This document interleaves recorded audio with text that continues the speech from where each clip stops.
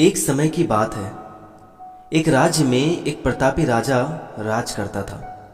एक दिन उसके दरबार में एक विदेशी आगंतुक आया और उसने राजा को एक सुंदर पत्थर उपहार स्वरूप प्रदान किया।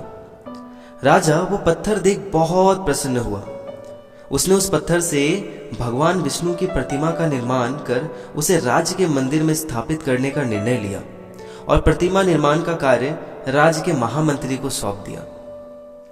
महामंत्री गांव के सर्वश्रेष्ठ मूर्तिकार के पास गया और उसे वो पत्थर देते हुए बोला, महाराज, मंदिर के भगवान विष्णु की प्रतिमा स्थापित करना चाहते हैं। 7 दिन के भीतर इस पत्थर को भगवान विष्णु की प्रतिमा में तैयार कर दो और इसे राजमहल तक पहुंचा देना।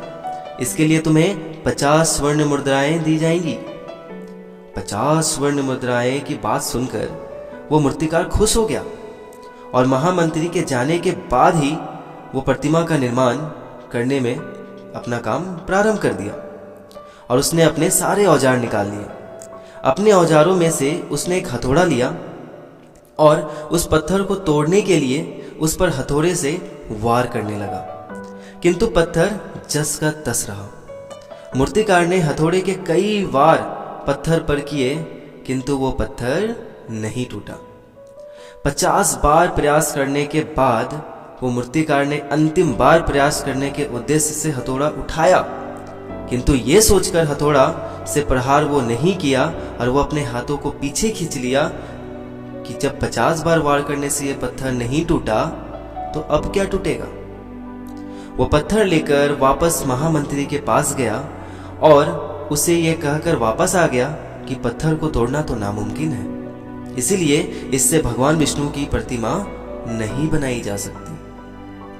अब महामंत्री को राजा का आदेश हर स्थिति में पूर्ण करना था, इसलिए उसने भगवान विष्णु की प्रतिमा निर्मित करने का कार्य गांव के एक साधारण से मूर्तिकार को सौंप दिया। पत्थर लेकर वो मूर्तिकार ने महामंत्री के सामने ही उस पर हथौड़े से प्रहार किया और वो पत्थर एक बार में ही टूट गया।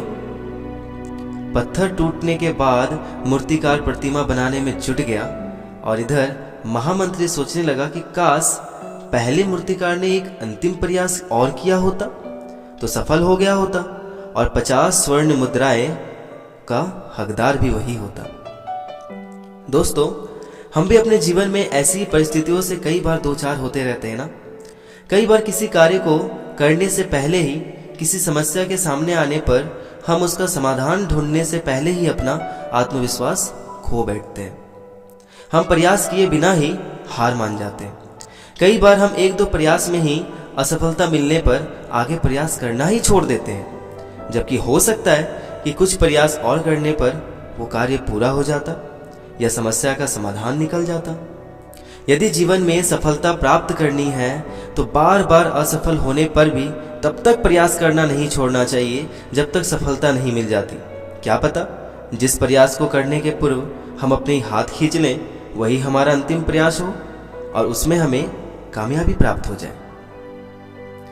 आप सभी का इस स्टोरी को सुनने के लिए बहुत बहुत धन्यवाद। अगर आपको अच्छा लगा होगा तो प्लीज़ इस वीडियो को लाइक करें और अधिक से अधिक लोगों तक शेयर करें। And thank you so much.